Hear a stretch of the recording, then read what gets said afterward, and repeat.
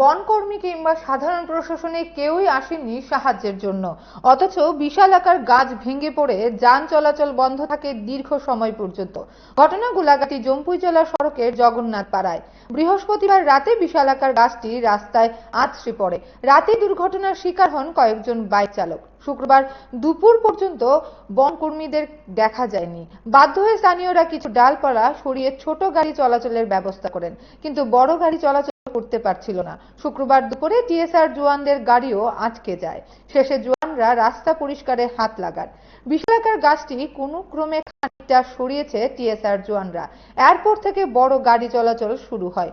সংবাদ মাধ্যমের মুখোমুখি হয়ে উপস্থিত যারা ছিলেন তারা কি বলছেন শুনুন।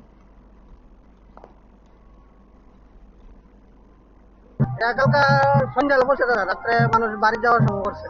গাড়ি চলাচলে কোনো অসুবিধা হচ্ছে? হ্যাঁ, অসুবিধা হইতেছে তো অনেক। রাস্তা পরিষ্কার করছে কারা? পরিষ্কার টিএসআর পার্টি করছে সেটা রাস্তা। ফরেস্টের কেউ আছে না? না না, আছে। এটা কোন রাস্তাটা? এটা জম্পুইজলা গোলাঘাটি রাস্তা। অনেক বছর হয়েছে, 1990 সালে এই গাছটি লাগাইছিল। অনেক বছর হয়েছে গাছগুলা এই ডালাগুলা না অফিস বসে ভাঙ্গিয়া সেরা বাজারে ক্রেতা বিক্রেতা আয়ে তাদের উপরে এই অনেক সময় পড়ার আশঙ্কা থাকে। এমন একটু আগেও এখানে একটা ঘরের মধ্যে পড়ছে ডাল ভাঙ্গিয়া, বিরাট আশঙ্কাজনক। এই মানুষের চলতে হচ্ছে, কষ্ট হচ্ছে বাজারের মধ্যেও। রাস্তার মধ্যেও কালকে রাত্রে গতকাল রাত্রে একটা রাস্তার মধ্যে একটা ডাল পড়িয়া গাড়ি ঘোড়া বদ্ধ হয়ে গেছে।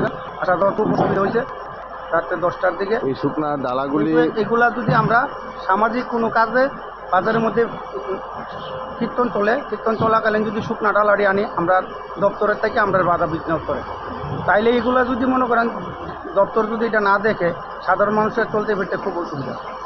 কোন বাজার? গোলাঘাটি বাজার।